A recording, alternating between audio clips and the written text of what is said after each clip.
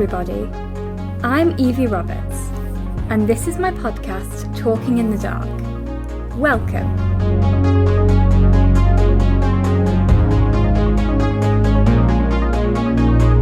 The aim of this podcast is to raise awareness about blindness, visual impairment, and disability in general, in a happy and light-hearted way.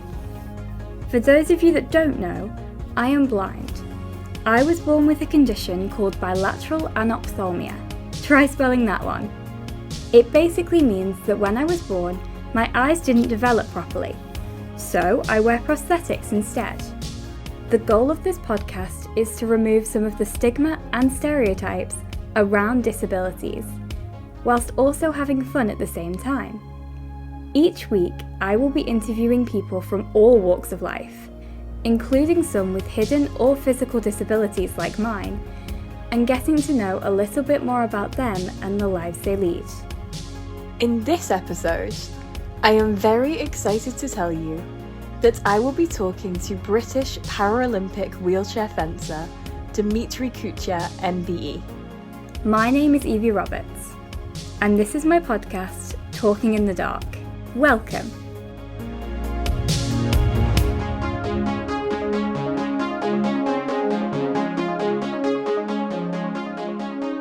Hi Dimitri, how are you doing? Very well, Evie. How are you doing? Yeah, not too bad, thank you. How's your day going so far? Yeah, the day's been good. I'm just finishing up our final preparations for our World Championships next week. Leaving in a few days, so getting the last bits of equipment fixed and packed and all that kind of thing, and then we're off. Oh my gosh, amazing. I'm curious, what does kind of prep for competitions like that involve? It really depends on what point of the cycle we're at. So for this one, it's out of qualification, and it will be my first one back after the Paris Games last year. So it's not going to quite be like as if we were prepping for, the games, for example. But at the end of the day, there are a lot of similarities. There's an endless list of kit and things that you need to remember to bring. So it's just kind of fine tuning those and then packing them all together. Our last little bits of physical preparation, so the gym and whatever technical work that we need to do, and then that's it really. So we're kind of winding down for the last couple of days just before we head off. Wow, I mean, I would imagine you've got to be pretty organized for something like that, because I would imagine that takes a lot of time to prep everything and stuff. Yeah, with me probably more so than most, because organization doesn't come too naturally to me, shall we say. Fair enough, honestly. I mean, I would imagine stuff like that probably helps with it a little bit, though. I've definitely gotten better over the years with it, but I wouldn't go so far as to say it's my strongest suit. Fair. Honestly, fair. I can kind of agree with that, to be honest. I should be more organized than I am, but here we are. It's fine. Um, yeah, exactly. Well, I just want to say before we kind of get into things properly that it is an absolute pleasure to have you on the podcast. You are a wheelchair fencer and you have accomplished some incredible things throughout your career. So I'm super, super excited to kind of hear your story. But yeah, I just want to say it's such a pleasure to meet you and such a pleasure to have you on the podcast today.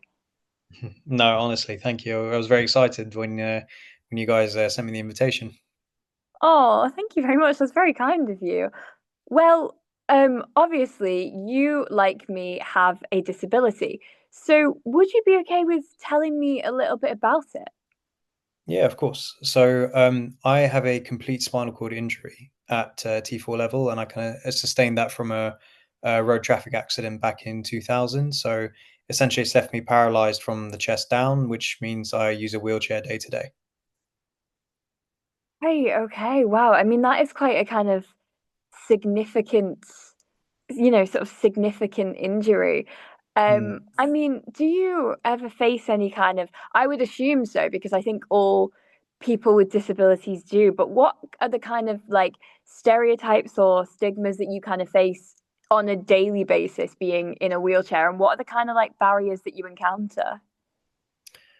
I think from the physical side, logistically, going to a new place is always a little bit of a question mark because you never know what if there, for example, if there are accessible bathrooms or if there's going to be steps to get into the place. So you kind of have to navigate your way kind of around it. So, and I'd say that's a big one for me, to be honest. In terms of, I don't know if stigma is the right word, but I think typically with my kind of disability and when people see the wheelchair, there is a lot of uncertainty around it. People get nervous, Mm, they're not really sure, they don't want to say the wrong thing. Do you know what I mean? So mhm. it can sometimes end up with not, almost not wanting to speak to you or speaking to you very reservedly. Do you know what I mean? And then yeah, so I find that is a could be it's another challenge, particularly with new people I meet or kind of bump into while I'm out. But on the other hand, I also find that once I've spent a bit of time with people, start speaking to them, they realize it's not as big a deal as they think it is. So I think those would be the two kind of common examples that would jump out. Yeah, absolutely. I mean, I think the kind of caution when you kind of meet new people and from their end, that's something I think I can definitely relate to. And I think a lot of people with disabilities can. I think it's just about not really having encountered people with disabilities before. It brings out this kind of awkwardness or caution as to just like, I think people kind of feel really on edge, but it makes situations quite kind of awkward and tense, doesn't it? Yeah, it can do. And it's this thing of like I understand it on the one hand. I'm not Yeah. unreasonable. Especially if people have never really been in close proximity with a disability before or spoke or know anyone with a disability. But yeah, it is that thing of you almost have like a certain, I guess, responsibility, as it were, to kind of understand that and then navigate around that as well. But yeah, like you said, it is a challenge. It absolutely is. Yeah, it's kind of just like a I think it's kind of just like a part of almost regular life, and it is definitely a challenging one. Well, Mm. like we mentioned a couple minutes ago, you are a wheelchair fencer, but I'm curious as to like how did you kind of get into a sport like that, and what made you want to start? So I started fencing. Well, I did fencing for the first time at a summer camp back when I was in year six, and I really loved it. And then I found out that the secondary school that I was going to had it as an option for games. Um, Now that school was a big rugby school, you know what I mean? So those kind of Yeah. sports were very, very heavily participated in there. Obviously, rugby was never going to be my the thing I did. So, but I really enjoyed fencing and I love the idea of it. So I took it up once I joined that school, um, and I was very fortunate in that I was working with some very motivated and eager coaches who had never really worked with wheelchair fencing before, but they jumped at the chance. They got me involved. The school was really great and helped get together some money to buy a fencing frame for me to take part in. And I went from doing it once a week to twice a week, and then it snowballed rapidly to, well, now it's all I do basically. Oh my gosh, that's amazing. Because I was thinking when you were saying that, like, I feel like sports like fencing and stuff like that, they're not really sports you would necessarily expect to be an option at school, really. No, and again, I'm very lucky that the school I went to was, they were a massive sporting school, and they really championed a lot of co-curricular activities. So it wasn't just sports. They were very creative. They had a lot of musicians, aspiring actors there. So it wasn't just the academics that was heavily focused there. Essentially, if there was anything that you were good at that you wanted to do, the school would encourage you to do that, and that's what they did with me in my early fencing years. So yeah, like you said, it isn't necessarily typical, especially back then. But now it's I think it's becoming more and more readily available. You're seeing lots of fencing communities and champions coming from all sorts of backgrounds. Oh my gosh, that's amazing. And I bet it's brilliant to see as well, to see a sport like that kind of becoming more like more people taking part in it. I would imagine that's a brilliant thing to see. Yes, massively. I think there was always a perception around it when I first started, and this could be just a school kid perception, but there was a perception that it wasn't necessarily a real sport, and that people didn't really understand it. And while I can understand people's queries about it, once you do it, you realize that it is it's certainly one of the most difficult things I've ever done in my life. And I think now, in terms of the raised media profile around it from the last few games, it's really gaining a lot of traction, and more people are wanting to do it. That is amazing. That's so good. So I'm curious then, were you always kind of a kid who was into sports and kind of like athleticism when it was available to you? And I'm curious if you've ever tried out any other sports if they were accessible. Yeah, I tried quite a few sports growing up, and I was told that it was always a good thing for kind of your rehabilitation isn't the right word. It had been a few years after my accident at that point, but in general activity is important, especially I think where you have a disability where you're sat down all the time. So being especially Mm. active was quite important growing up. I tried tennis for a number of years. I swam every week. I did wheelchair basketball for about 7 years, and to be honest, wheelchair basketball was where I first got my Paralympic inspirations. I trained with a athlete who competed in wheelchair basketball at a couple of Paralympics, came to Stanmore, which is where I trained, and I watched him moving up and down the court, and the way he conducted himself during the session. And his name was Adi Adepitan, and honestly, he was really inspiring to watch. And I thought I wanted to be as good at a sport as he was at basketball. And at the time, I thought basketball was the one. But then I discovered fencing, and that's where kind of I think the dream became a bit more realistic. Oh my gosh, that's amazing. And I feel like such a cool experience to train with someone like at that level and to watch how they do things. That's such a Mm. like that I would imagine that those are kind of experiences that you'll definitely treasure. Yeah, massively. And I really loved sport when I was, well, obviously I still do, but especially when I was younger, sport was really important to me, and it's the thing I kind of looked forward to at the end of every day. So to now be having it become my life, while it does come with its challenges, obviously, it's I do also consider myself to be incredibly lucky. Absolutely. I mean, it seems like such a cool thing to be able to do. It's interesting you say about kind of inspirations there and like Paralympic inspirations. I wonder, do you have any kind of like idols or people you look up to who kind of inspire or motivate you? Um, yeah, I've had several growing up. Like I said, Addy was one of my first ones, especially from a sporting perspective.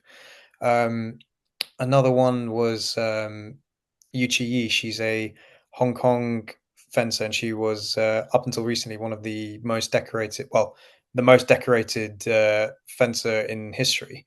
Um, and seeing people kind of smash these kind of records was incredibly inspiring. I think now, I'd say day to day, it's less about inspiring and motivating. But I would say someone who I really look up to is my teammate, actually, one of my and a best friend of mine, Piers Gilliver. He taught me a lot about not just fencing, but about how to be a good athlete as well. And I think a lot of the advice that I receive from him, and the way I watch him work, has been very eye opening to me, and I would say was a big part of the reason I was successful in Paris. And I feel like, yeah, sometimes your role models don't necessarily have to be people who I don't know how to word this, but I think sometimes your role models, as well as being people you kind of have may or not have met before, or people you've just heard of, they can also be people you're really close to. And I feel like sometimes that's quite special, having someone who you're really close to and really connected to, who kind of I guess just kind of makes you a better person. I think that can sometimes be a really brilliant thing.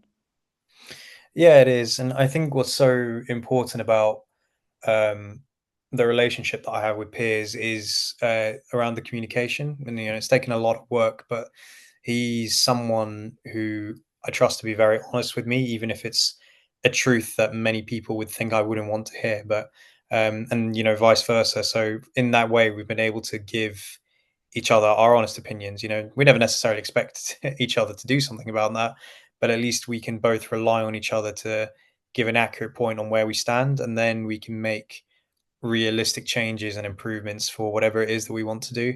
So I think that has been quite an interesting dynamic with us, where I think we can be, and not just can be, but we've had to be really honest with each other in order to make our friendship work, but also our professional relationship, as it were, because we're teammates and we rely on each other to be holding up a standard. And at the end of the day, even more directly, we rely on each other for medals as well.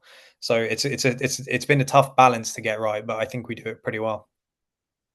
Absolutely. I mean, I would imagine working so closely with someone for so long, I would imagine, yeah, you do find that balance eventually. I feel like sometimes that can be really good though, having someone who is literally just honest with you, even if like having someone who will just tell you the truth, even if they know that it might hurt slightly, but they know that it's for the best, that they kind of are Mm. that little bit brutally honest with you. Sometimes in the moment, it probably doesn't feel great, but it's Mm. probably what you need in the long run. Yeah, exactly. We have a shared understanding, and I think nowadays it's a lot easier than it would have been in the past, particularly from my side. You know what I mean? I think you have to be okay with completely letting go of any sort of ego that you have, because at the end of the day, nobody really knows too much. We just kind of learn a little bit more than we did the previous day. So any advice that we can take on board, and anything that we can change and look to make anything better, is something that we should be open to hearing about. And I think when we've both got that balance really right and that attitude embodied, then it's led to this great kind of relationship that we have now. Yeah, I mean, it certainly sounds like it. I'm wondering though, obviously you kind of started fencing, I guess, like start of secondary school. At what point in you doing this did you go, right, this is something that I think I want to do as a career. This is something I want to go into professionally. I think I really enjoyed it when I first started it, and I was always very keen to do it more and more. So I did it once a week and then twice a week, and then any extra sessions that I could, I would take part in. But I wasn't overly aware of the wider wheelchair fencing community at that time. But and to be honest, I almost left it, actually, because there wasn't, like I said, there wasn't a lot of a wheelchair community that I was overly aware of. And they trained quite far away, so it seemed like too much of commitment at the time. So I almost decided to stop and do something else. But in 2011, I competed in the UK School Games in Sheffield, which is actually where I met Piers for the first time. And then going to that kind of competition with other wheelchair fencers was so awesome. And it was an incredible experience to have, especially looking back at it in hindsight, because they model it around a mini Paralympics and Olympics. It's multi-nation, there's a village, there's athletes wandering around in different tracksuits, it's multi-sport. So, and they put a lot of effort into the presentation and the show of it. And it was so exciting, especially for, I think I was 13 at the time. So yeah, really eye-opening for me. And from there, I was spotted by some of the coaches who were working with fencers competing, hoping to compete in London at the time. I then got invited to attend their national training camps, and that's when it really grew. And I thought, okay, now we can start. I can start dreaming and aiming for something really set, which was Rio. Oh my gosh, I mean that sounds incredible. I mean, thank God you kind of went to that games and you went to that, you went to that championships because like that's I guess where things kind of really like kicked off for you. Was that the first time you'd seen other like you'd kind of met loads of other wheelchair fencers or had you is that something you'd encountered beforehand? I had encountered them before, a couple of years beforehand, but at the time, I was quite young. I wasn't particularly independent, so my parents, were driving me around everywhere, and they continue to do so for a number of years. So I do have to thank them for where I am now, because I wouldn't be here if it weren't for them. But I think at the time, I was quite a young school kid, and you know, even though I'd done this one competition, which was quite a long drive at the time, it seemed away. it just didn't seem like a viable thing to be able to commit all my time to at that point. Mhm.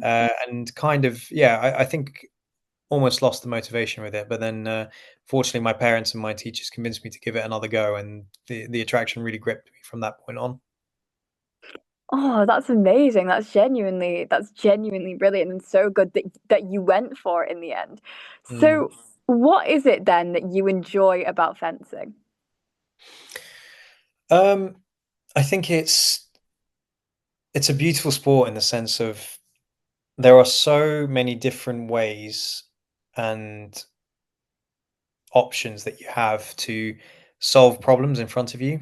And now, yeah, and it's a sport that allows for a big room of individuality. So, for example, I would fence a completely different way to someone else, especially if we're trying to solve the same situation in front of us. And that complete individuality of it kind of gives a sense of responsibility, which really appealed to me in the sense of while it is a huge team sport in the sense of, I've got a huge number of people I work with and who help push me to where I get to. At the end of the day, when you're competing, it's just you and you're the one in control of that, no matter how difficult or easy it may seem on the day. And you're the one who has to eventually just take accountability for what happens. I really like that, and I think it really kind of gripped me, that strong individual nature of the sport. Yeah, I can definitely see why that would be something that would kind of, like you say, grip you and kind of get you interested in it. So I'm gonna be real with you. I really do not know much about fencing at all. So for me and some of my audience who may not know much, That's can you okay. kind of explain to me kind of the rules of fencing and how the whole sport kind of works? Yeah. So in fencing, you've got two broad events, shall we say, individual competition and team competition. Now, the individual competition is, done off of rankings, and essentially, ultimately, it's a series of elimination fights until you have the finalists, and then the winner of that match will be the gold medalist. Now, these matches are the first to 15 hits or the highest score after the whole 9 minutes of fencing time has finished. And within those individual competitions, there are three different weapons that you can do. So you'll have the foil, epee, and saber, and there will be three separate competition days. So you will start competing in the foil in the morning, and then by the end of it, you will have the individual foil champion for that day. And these weapons have different target areas and slightly different rules. So two of the weapons are governed by something we call priority. So the referee has to decide who initiates the attack essentially and who has scored with the priority. So it's like a sport of taking turns, shall we say? And then the Mhm. final one, which is my secondary weapon, there is no priority. It's if you both score a point, you both get a double, um, which might sound simpler, and in principle, it is simpler.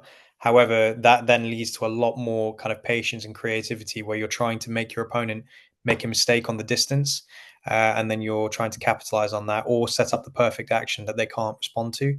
And yeah, so it's essentially a sport about reading what's going on in front of you and finding a solution to that situation. Oh, wow. Okay. Well, thank you for explaining that because that actually makes a lot more sense to me now.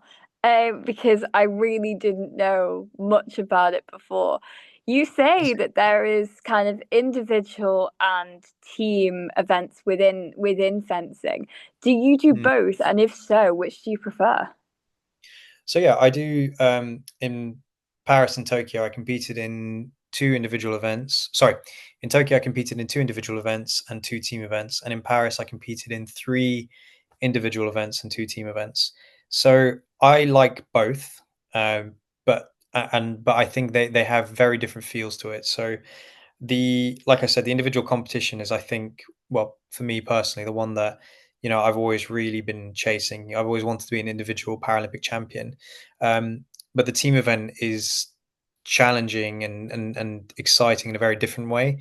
So it's basically a team of three versus a team of three, and it goes in kind of like a relay match. So let's say you and I were on opposing teams, we would both fence, and the first person to five would then end that relay.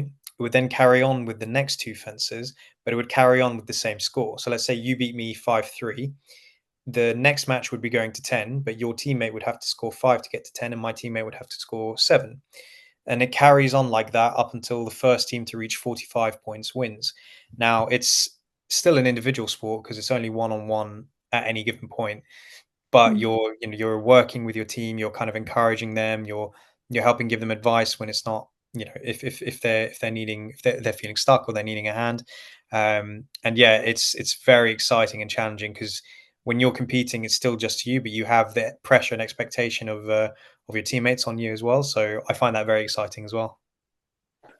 Oh, yeah. I can imagine. Yeah. I mean, when you think about it, because my immediate thought when you were saying about that was, oh, I bet it's quite nice to kind of have that like camaraderie of your friends and your teammates around you. Mm. Like you said about pressure, like you don't my brain would go, oh my God, like I don't wanna let my team down. So that would stress me out as well. So yeah, I would imagine it's a bit of both really, of like, oh, I've got my friends around me, this is great, but also like what if I let them down? Yeah, exactly. And it is stressful, but at the end of the day, competition at a high level is always going to be stressful. So we do a lot of work to try and help us cope with that and focus on the task at hand. But yeah, they all bring individual competitions, team competitions. They all bring their unique highs and lows, shall we say? Yeah, yeah, absolutely. I can definitely imagine. So how is fencing kind of adapted for wheelchair athletes? So um, we fence in wheelchairs. So to be honest, the wheels aren't the most important bit about wheelchair fencing. Essentially, it's a Mm. seated platform. Um, Typically, there is an arm bar on the side, on the non-fencing arm of the person, where the athlete can hold on to and push and pull their body backwards and forwards to attack and defend accordingly. And that's essentially creates the same principle of distance control that able-bodied fencers would use with their footwork. So you want to be maintaining a sense of control of the relationship of distance between you and your opponent.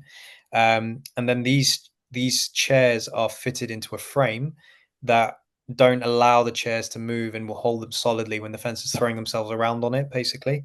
And then that distance between the two fences is set using a bar that can lengthen or shorten depending on the fencer's arms. And otherwise, it's pretty much the exact same sport.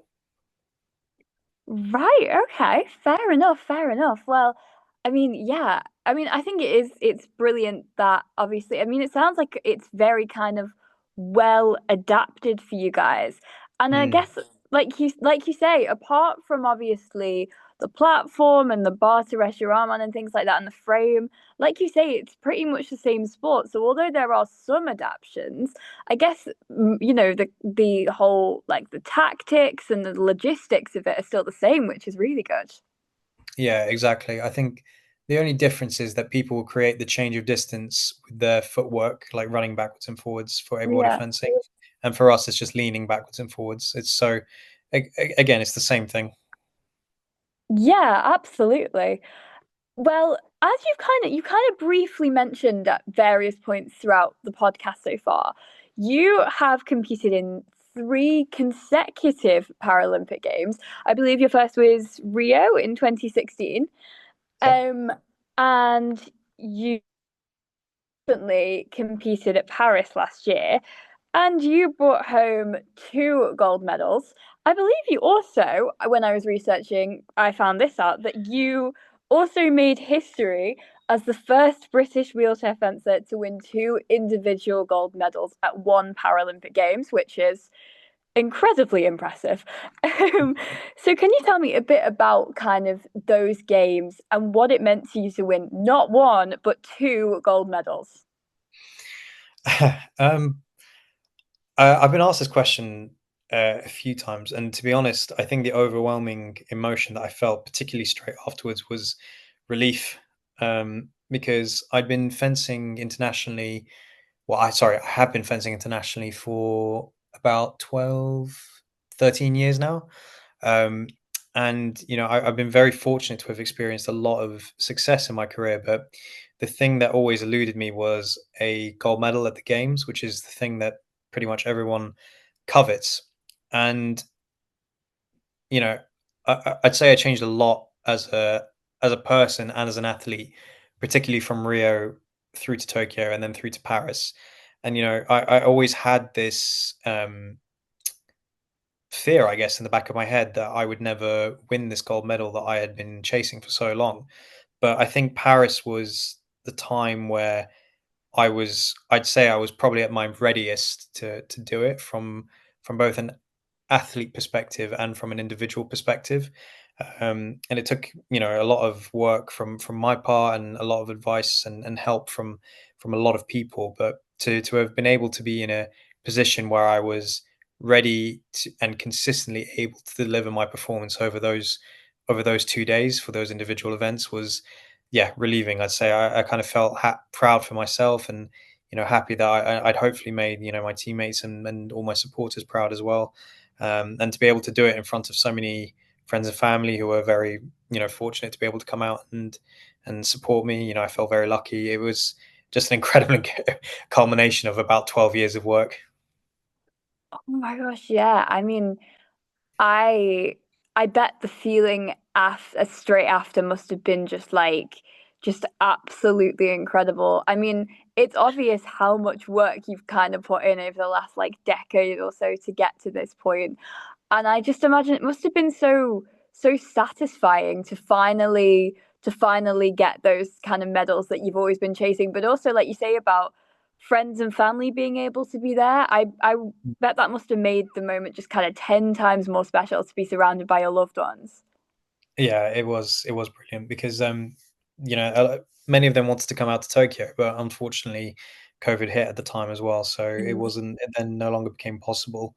Um, so Paris, especially being so close to home, it was really lucky that everyone was able to come out and support, and it provided a nice kind of balance of excitement and pressure for me because I had their cards and all the well wishes that people had written and given me up on my wall as I was getting ready through the days leading up to it.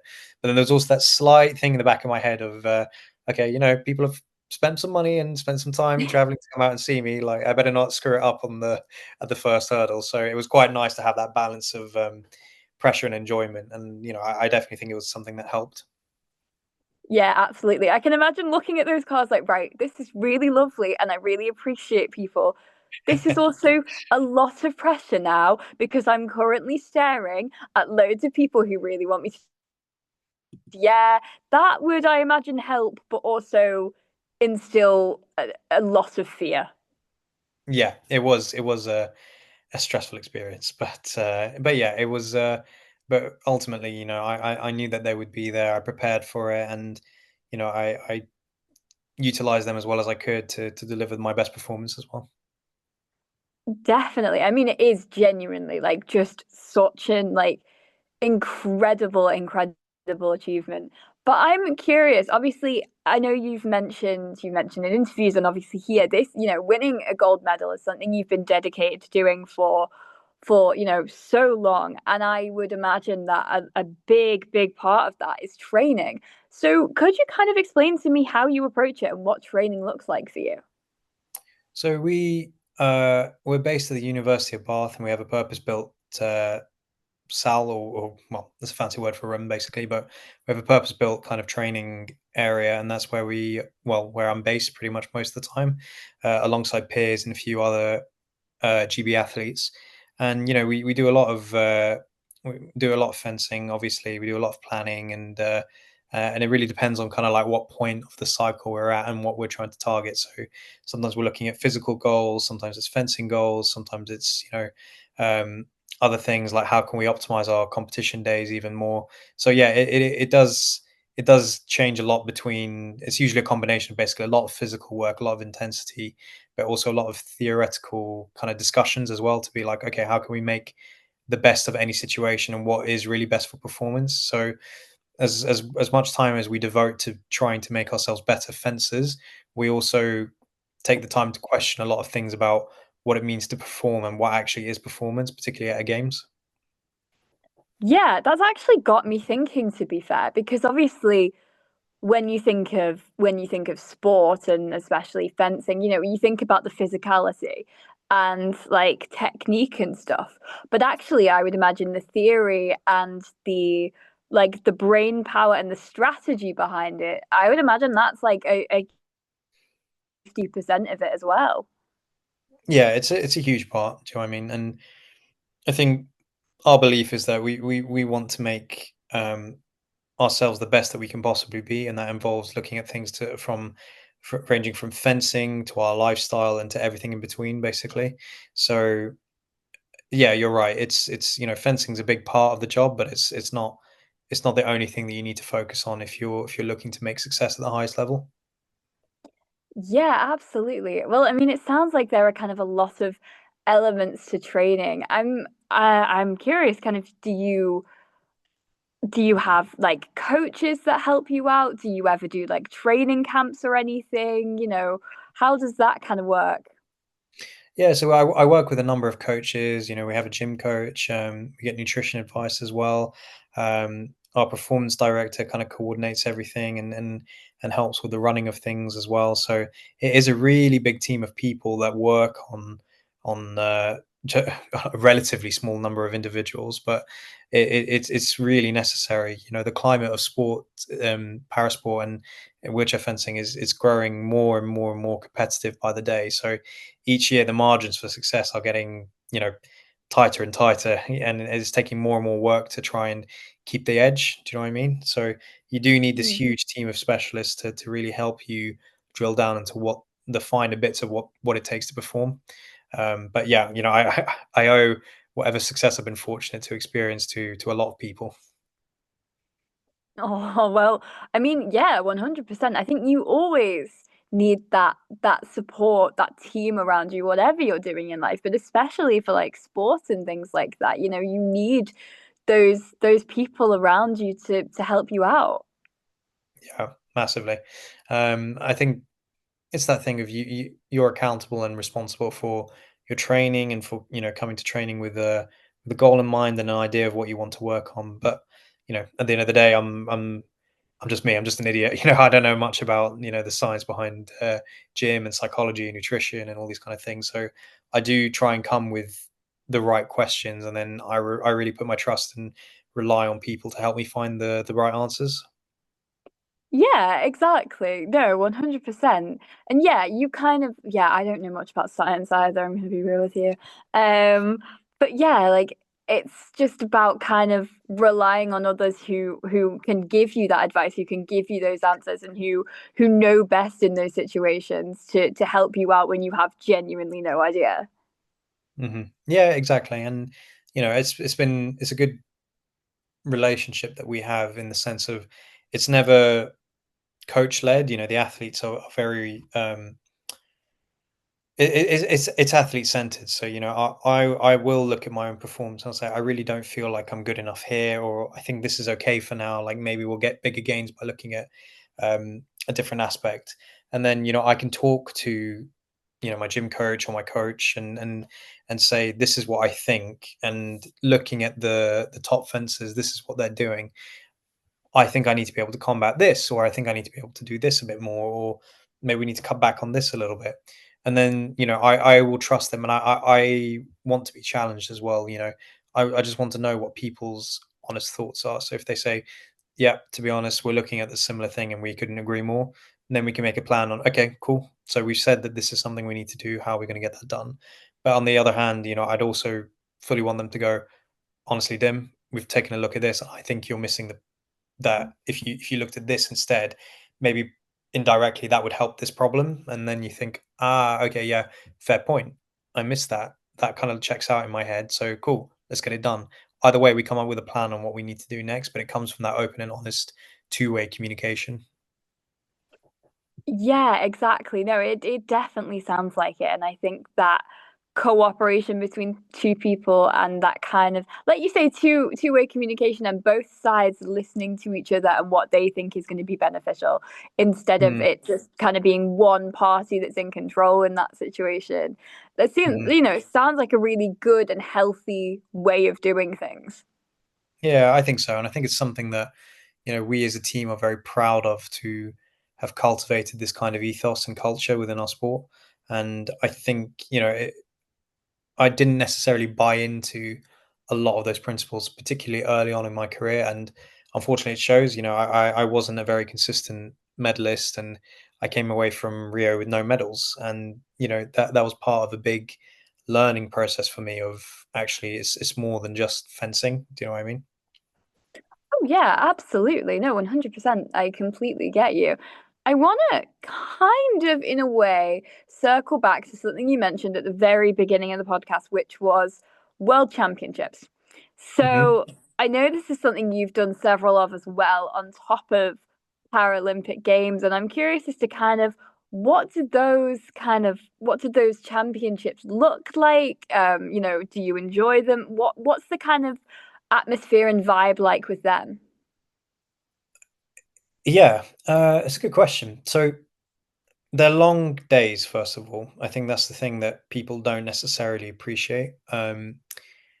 It's not, I've talked to a lot of different sports, and the amount of time that you actually spend in the competition hall varies a lot. So, I know, for example, weightlifters, it's one day. Their competition is on one day of a 2 week period, and then that's done. Do you know what I mean? Like, Mm. and that one day can be long or short depending on how far you go. Um, Fencing, particularly wheelchair fencing, is a multi-sport, a multi-day event. So, as I mentioned, Paris, I did 5 days back to back, basically the whole of the wheelchair fencing um, schedule, as it were. I competed in every single event for the men's category, basically, and those days are long. It's 4 a.m. wake ups and past midnights going back to being before you get back to bed, and you do that 5 days in a row. It takes quite a toll. Tokyo was probably my most extreme one, where particularly because of all the COVID restrictions and protocols that they had in place, travel took even longer than it would typically. So I think collectively, I competed 4 days in a row there.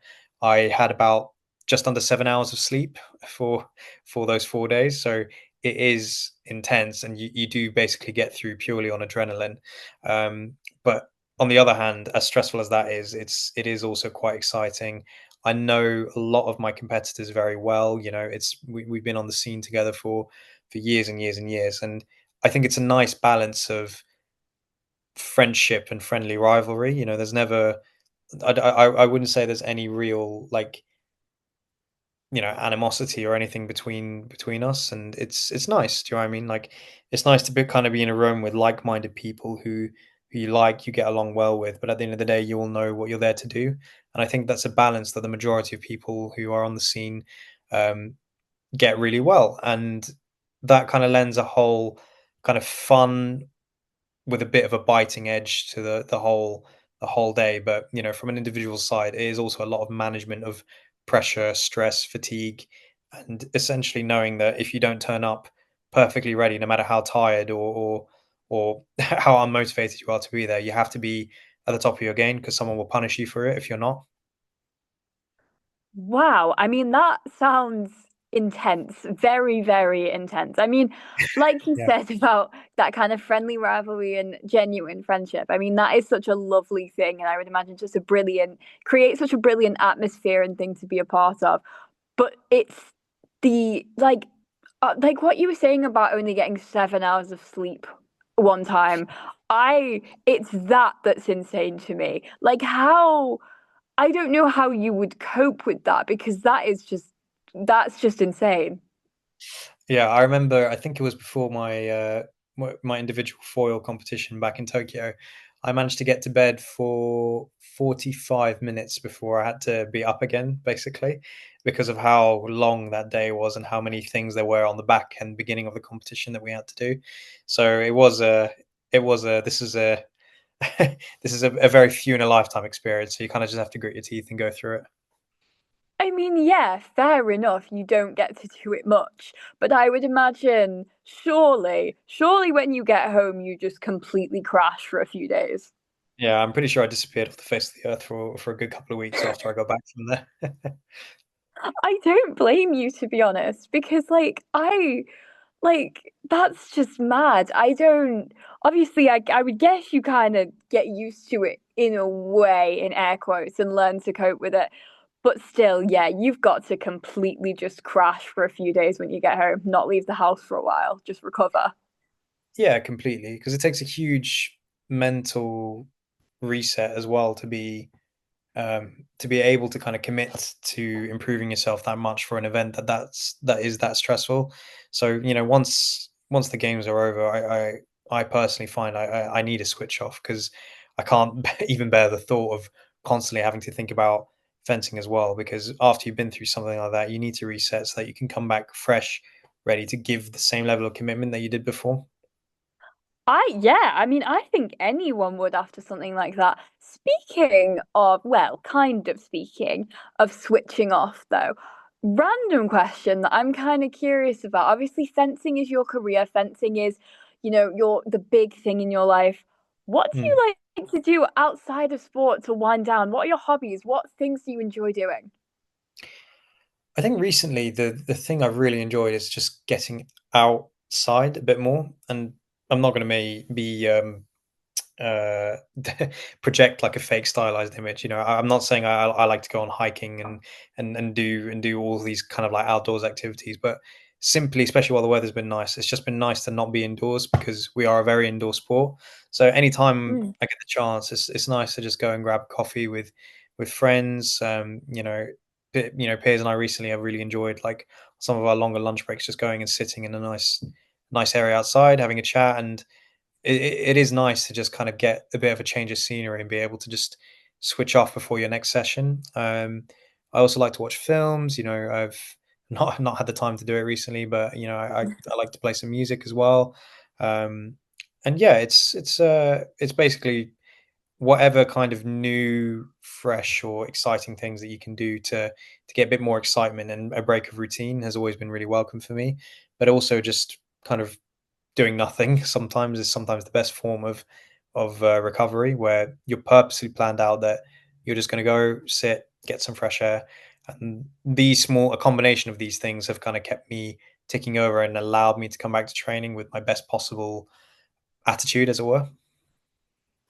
Yeah, I love that. No, I was just curious because obviously, with fencing being such a big part of your life, you have to, like you say, find that balance between that and just switching off and do it and resetting and doing things that you enjoy. But I do actually completely agree with you about being outside and that change of scenery. I think it's something that's really nice and we tend to maybe not do enough because it's not really something you think about, I guess. Obviously, unless the weather's nice, which isn't that much in the UK. It's just kind of like chilling outside and getting that change of scenery.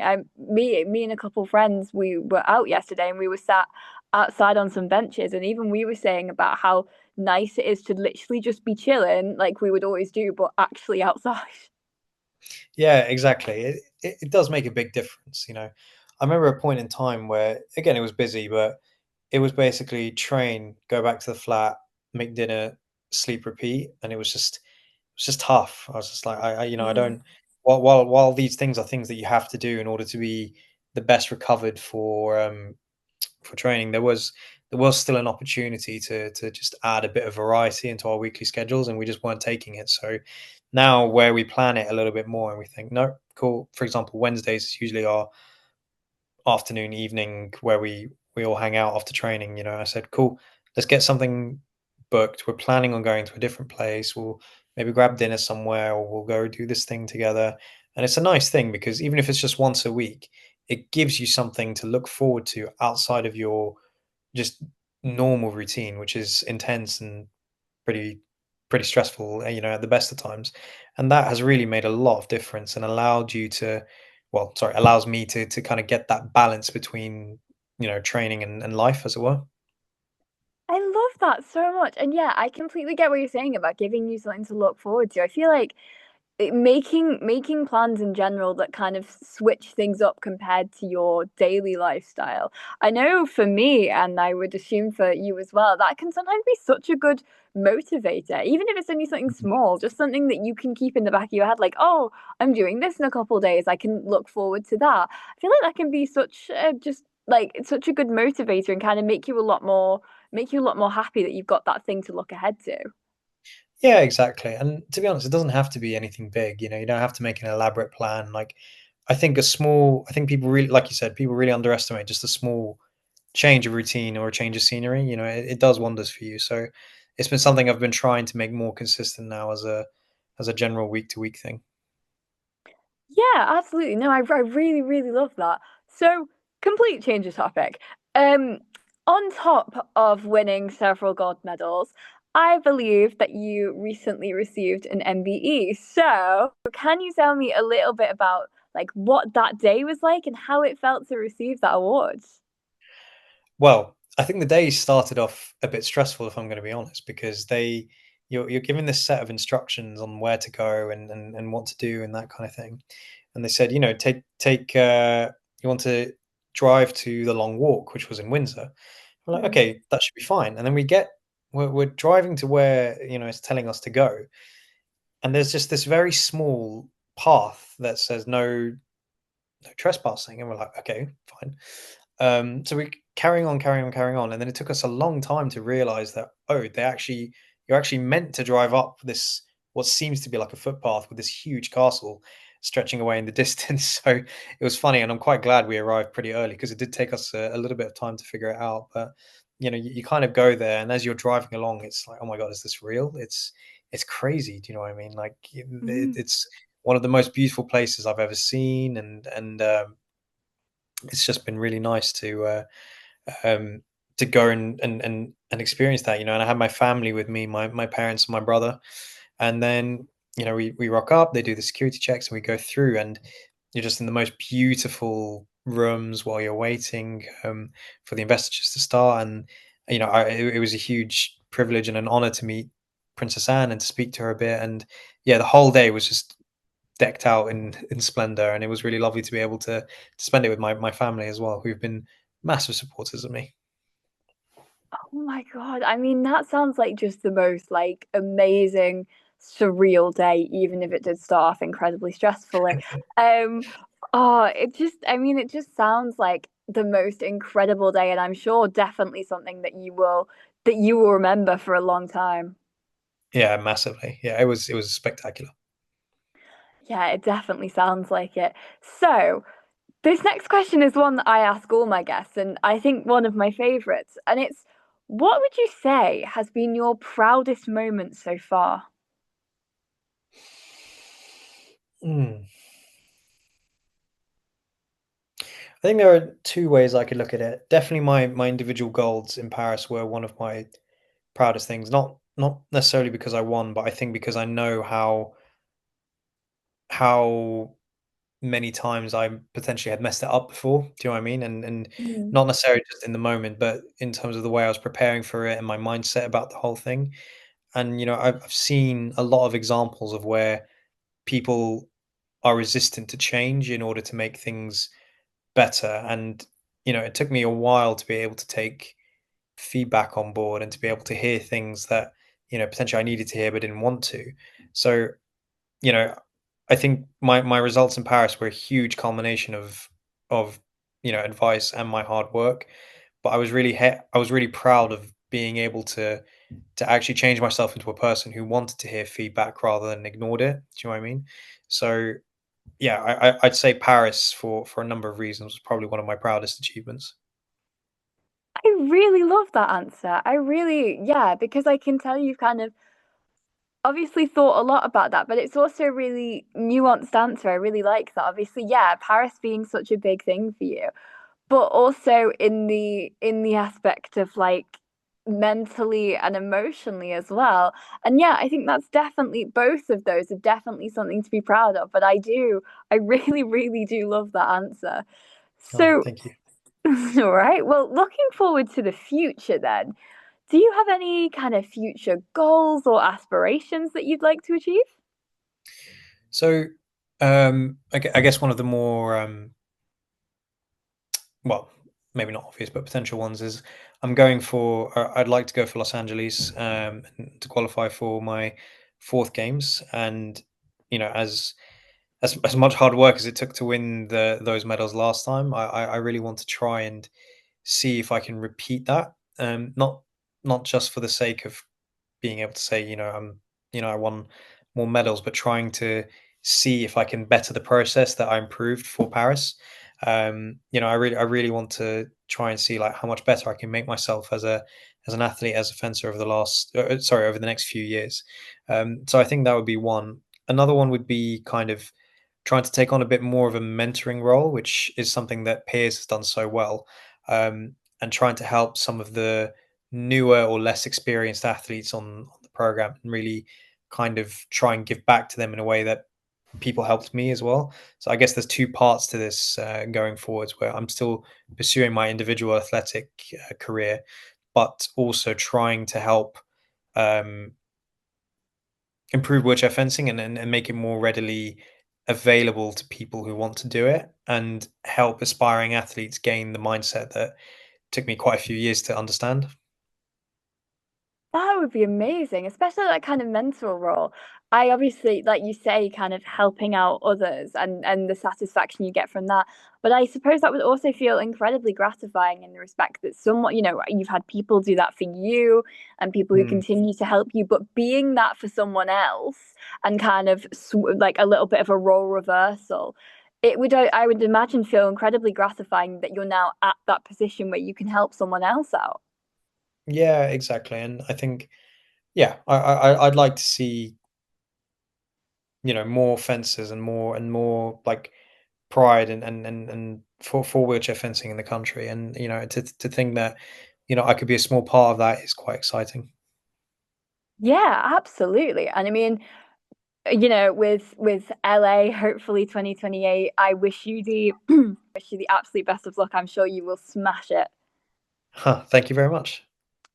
No worries. Well, thank you so much for coming on the podcast. It has been such a genuine pleasure to get to talk to you and hear all about your incredible career. I think one of the things I really admire about you is your dedication and your resilience. I mean, obviously, you know that kind of shines through when you were talking about Paris and the Paralympics, but I think also in your general life as well, you feel like you sound like such a kind of resilient and really kind of dedicated person when it comes to fencing, and I think that's a quality that I really really admire about you. But thank you so much for coming on the podcast. It has been a real pleasure to get to talk to you.